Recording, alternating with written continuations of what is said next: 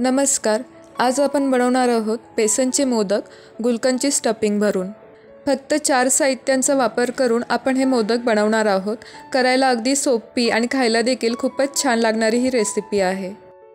ही recipe बनवण्यासाठी साहित्य काय काय लागतं ते एकदा बघून घ्या. सर्वात आधी एका मोठ्या पॅनमध्ये 2 चमचे तूप घातलेलं आहे. तूप वितळलं की 1 वाटी बेसन घालायचं. बेसन मंद गॅसवरती तुपामध्ये फ्राय करून घ्यायचं. जोपर्यंत बेसन भाजल्याचा छान सुगंध येत नाही तोपर्यंत बेसन भाजून घ्यायचं. साधारणतः 10 ते 12 मिनिटांमध्ये हे बेसन छान भाजलं जातं. तुम्ही बघू शकता आता कलर देखील चेंज झालेला आहे आणि सुगंध देखील सुटलेला आहे. साधारणतः 10 मिनिटं झालेली आहेत. बेसन देखील छान भाजलं गेलेलं आहे. आता गॅस बंद करायचा आणि बेसन थोडं थंड करून घ्यायचं. हे भाजलेलं बेसन मी एका बाउलमध्ये ट्रान्सफर करून घेतलेलं आहे. थोडं गरम असतानाच त्याच्यामध्ये अर्धी वाटी पिठी साखर घालायची. इथे 1 चमचा मी वेलचीची पूड घातलेली आहे आणि हे सगळं मिक्स करून घ्यायचं. बेसन थोडं गरम असताना जर पिठी साखर घातली तर बेसनमध्ये पिठी साखर छान मिक्स होते. आता ह्या मिश्रणामध्ये मी अर्धा चमचा साजूक तूप घातलेलं आहे. तुम्हाला गरज वाटल्यास तुम्ही अजून देखील घालू शकता.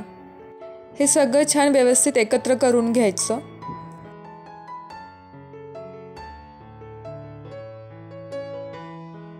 अशा प्रकारे हे मोदकासाठीचं मिश्रण तयार झालेलं आहे.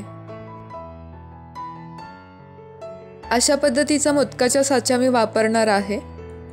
तुमच्याकडे जो अवेलेबल आहे तो तुम्ही वापरू शकता.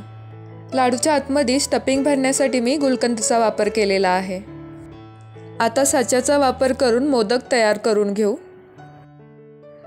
सगळ्यात आधी मोदकाच्या साच्याच्या बाजूच्या साईडला प्रेस करून हे सारण भरायचं. मध्यभागी गुलकंद भरलेला आहे. तुम्ही गुलकंदच्या ऐवजी गूळ खोबऱ्याचं मिश्रण किंवा ड्रायफ्रूटसुद्धा भरू शकता.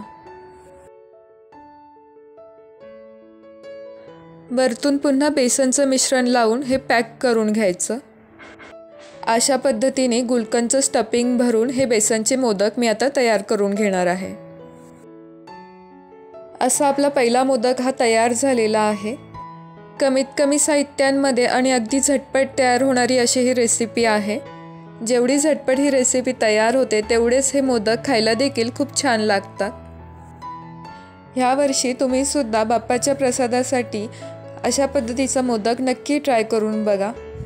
रेसिपी आवडली असेल तर व्हिडिओला लाईक करा, शेअर करा आणि चॅनलला सबस्क्राईब करायला विसरू नका. आणि अशाच नवीन नवीन रेसिपी बघण्यासाठी शेजारी असलेल्या बेल आयकॉनवरती प्रेस करा म्हणजे नवीन व्हिडिओचे नोटिफिकेशन तुम्हाला मिळेल. व्हिडिओ बघितल्याबद्दल धन्यवाद.